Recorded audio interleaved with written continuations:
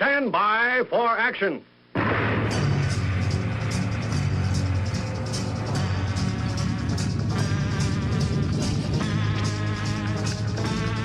Thanks for joining me. My name is Dave Miller. I am the Unpleasant Blind Guy. I'd like to have a talk with the Never Trump people. Those who are going to vote for Brad Thor or write-in Ted Cruz or Marco Rubio or, God help us, John Kasich. Or for people who just intend to stay home or, God, worse than anything else, vote for Hillary Clinton. Folks, I get you. I was second to no man in my defense of Ted Cruz during the primaries. I felt then, and I feel now, that he would have been the best guardian of the Constitution of the United States as president. But it didn't work out. And we can talk about why it didn't work out at another time. But the primaries are over, the conventions are done, and we're in the fight. Now I know some of you, particularly followers of Glenn Beck, will say, well, I don't like Donald Trump, and I'm a person of principles. So whatever happens in the election, I'm going to vote the way I'm going to vote, and I'm going to stand on those principles. Well, that's great. I have principles too. But you have to ask yourself, what environment, if you allow Hillary Clinton to win because you stayed home or wrote somebody in or didn't vote for Donald Trump, will you find yourself in while basking in the glow of your own personal satisfaction that you followed your principles? You'll be in an environment where the United States of America will be invaded by hundreds of thousands, and then soon millions, hordes of ravening soldiers of Allah. And I'm not engaging in hyperbole here. Just look at the way they're acting in Europe. Hillary Clinton wants to bring them to our country in massive numbers. And economically, do you think you'll be able to open or keep a business open with the increasingly socialist economics of Hillary Clinton? If you're a believer and you want to worship God in your way, will you be allowed to? If you like to speak your mind with a Hillary Clinton administration in charge, do you think your free speech will be protected? People, it's been said that Hillary Clinton will be the Stalin to Obama's Lenin. If you look at her past record and her stated goals if she becomes president, I don't think there's any question that that will be the case. Well, what about Donald Trump, you say? He's just as bad. Is he? I was in the Churbans, which is the chat room of Lion Chasers Radio, hosted by Lonnie Poindexter, program I highly recommend, and an individual in there said, all Donald Trump cares about is himself. And I countered with, all Hillary Clinton cares about is power. See, guys, there's an advantage in observing and studying politics for 48 years.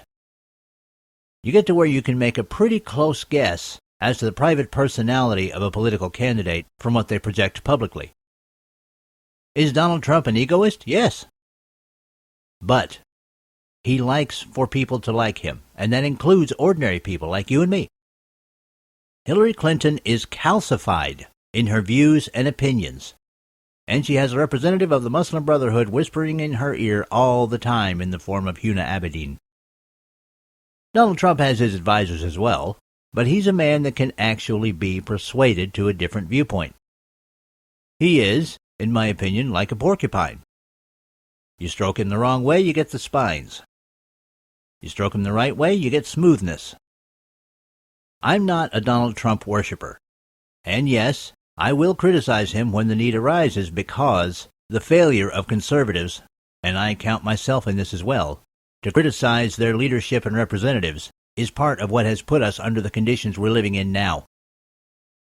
That said, I intend to support and vote for Donald Trump because I believe that there is a chance he will be a good president. And every fiber of my self-study and education tells me that Hillary Clinton could possibly be the last president of the United States of America as we know it. Whatever happens, she will be diabolical. And there's another dimension to this, too. My ego is pretty big. In fact, my ego can beat up your ego any day of the week. But even I know that I'm not 100% right 100% of the time. My impressions of Donald Trump could be completely off. And unlike people like Glenn Beck and his groupthink cadre, I'm not going to depend solely on my impressions, which could be wrong considering Donald Trump. I'm going for that small chance. It's a heck of a lot better than going for Hillary Clinton and no chance. And for you Ted Cruz supporters out there, who knows? Maybe a Donald Trump president could be persuaded to put Ted Cruz on the Supreme Court of the United States. I know of no one more qualified and better to be in that judicial body. You can guarantee, though, that he won't even be in Hillary Clinton's mind when she picks her Supreme Court nominees. Are you ready for Chief Justice Eric Holder? Now, there are those who say that the constitutionally federated Republic of the United States of America is in its sunset hour. Certainly, I hope that's not true. But I'm not prepared to just live on hope.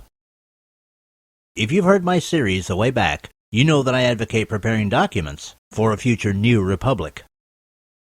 In order to gather those resources together, those who believe in that kind of preparation are going to need time. And they will have far more time under a Trump presidency than under a Clinton one. In the end, guys, there's only going to be one of two people who win this election: Hillary Clinton or Donald Trump. If you refuse to vote, or vote for a third party, or write someone in, you will be voting for Hillary Clinton. You will also, in my opinion, own a piece of whatever Hillary Clinton does. I urge you to put differences aside and vote for a man that at least has a chance of being a good president.